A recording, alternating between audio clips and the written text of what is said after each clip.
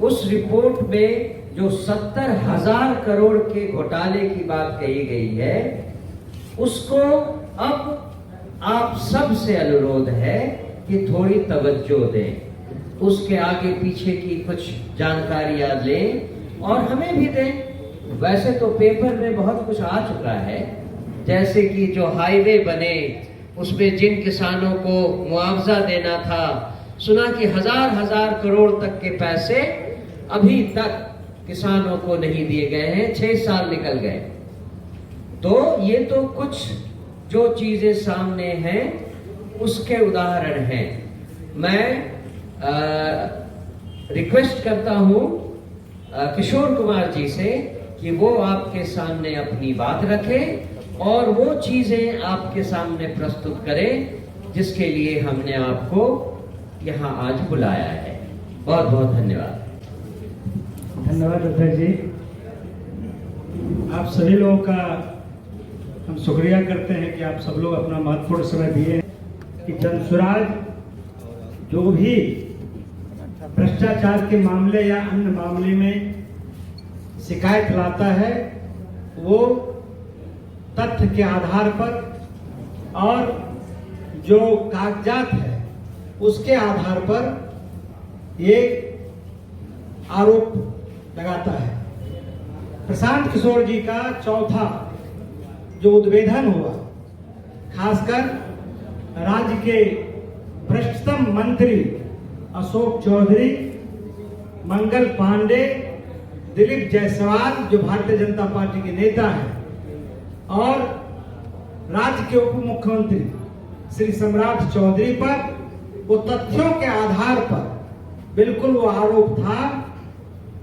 जब प्रशांत जी ने इस बात की चर्चा की और पब्लिक जनता को बताने का काम किया तो लगातार उसके बाद से ये कहा जा रहा था कि जनसुराज और उसके सूत्रधार प्रशांत किशोर जी बगैर तथ्यों का, खास करके जो ग्रामीण कार्य विभाग के मंत्री जो देश के सबसे भ्रष्टतम मंत्री हैं, उन्होंने कहा कि हमें कोई पेपर नहीं मिला है। तो मैं आज जो उनका भ्रष्टाचार का कहानी है वो मैं आपको एक सिर्फ उदाहरण मतलब जो मैं आपको दिखा रहा हूं वो उनके भ्रष्टाचार का मात्र 10% है। वो मैं अब आपको दिखा भी रहा हूं। और वो डीड पेपर जो अवैध तरीके से कमाया गया है वो संपत्ति आपको पेपर भी आपको उपलब्ध करा रहा हूं। जो आप पेपर लेकर उनसे पूछिए कि आपने इतना पैसा कहां से लाया है। हम सबसे पहले जो उनकी धर्म पत्नी है श्री नीता चौधरी जी, अशोक चौधरी जी की पत्नी श्री नीता केसकर चौधरी जी हैं, जो इस राज्य के बड़े जो बिल्डर हैं श्री दिलीप कुमार मित्तल और राकेश कुमार अग्रवाल जी से 13 फरवरी 2021 को 2.651 डिसमिल जमीन 2,61,97,000 में खरीदा। उसके बाद उसमें नीता केसकर चौधरी ने अपनी पहचान, देखिए चालाकी, अपनी पहचान अपने पति अशोक चौधरी को लिखा। दूसरा जो डीड है, नीता केसकर चौधरी ने जो दूसरा संपत्ति खरीदा, पहला संपत्ति 2,61,97,000, दूसरा जो संपत्ति खरीदा है नीता केसकर चौधरी ने उसी दिलीप कुमार मित्तल और राकेश कुमार अग्रवाल से 20 जुलाई 2022 को 2.09 डिसमिल जमीन 3,42,34,000 में रजिस्ट्री कराई है, जिसमें उन्होंने अपने पति अशोक चौधरी का नाम छिपा लिया और अपना पहचान पिता श्री गोपाल राव केसकर और उनके दुर्गा मेरीन ड्राइव दुजरा का पता दिया है।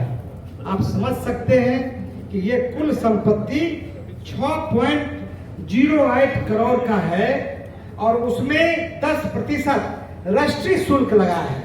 मतलब कुल मिला के ये 7 करोड़ का संपत्ति है।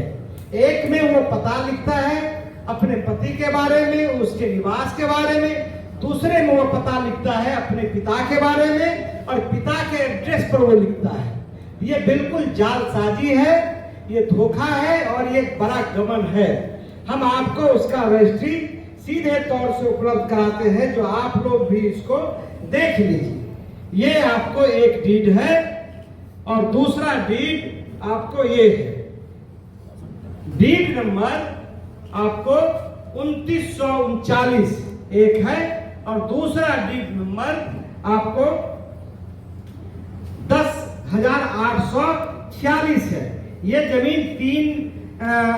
जमीन रजिस्ट्री हुई है। तो ये आपको मैंने बताया है। दूसरा कि नीता केसकर चौधरी के बारे में आपको मालूम होगा कि उन्होंने वैशाली ट्रेडिंग कंपनी के नाम पर उन्होंने पंजाब नेशनल बैंक से 1,60,00,000 और 1,40,00,000 मतलब 3 करोड़ रुपया उन्होंने लोन लिया। बैंक गारंटी के मामले में जब पंजाब नेशनल बैंक ने खोजा तो वो फर्जरी निकला। ठीक है, बैंक की शिकायत के बाद सीबीआई ने मामले की जांच की। पटना हाई कोर्ट ने उनको, जो उनका पैरवी है और जो उनका सरकार ने पैरवी नहीं किया, तो उनको दोष मुक्त कर दिया। तब सीबीआई ने सुप्रीम कोर्ट गई, चुनौती दी। वहां जाके सुप्रीम कोर्ट ने हाई कोर्ट के आदेश को स्थगित कर दिया। आज भी यह मामला सुप्रीम कोर्ट में विचाराधीन है। यानी नीता केसकर चौधरी आज के दिन भी धोखाधड़ी के मामले में अभियुक्त है। क्या मंत्री अशोक चौधरी या उनके पत्नी नीता केसकर चौधरी बताएगी तो 7 करोड़ की रकम उन्होंने कहां से ली? हमारा आरोप है कि यह व्यवसायिक प्रॉपर्टी है जिसका बाजार मूल्य कम से कम 20 करोड़ रुपया है। कम से कम 20 करोड़ रुपया है। दूसरी बात कि सीबीआई जब जांच कर रही है तो इतना पैसा कहां से लाया है, ये महत्वपूर्ण बात है। ये मैं सिर्फ नीता केसकर चौधरी के बारे में और अशोक चौधरी के बारे में आपको हमने बताने का काम किया है।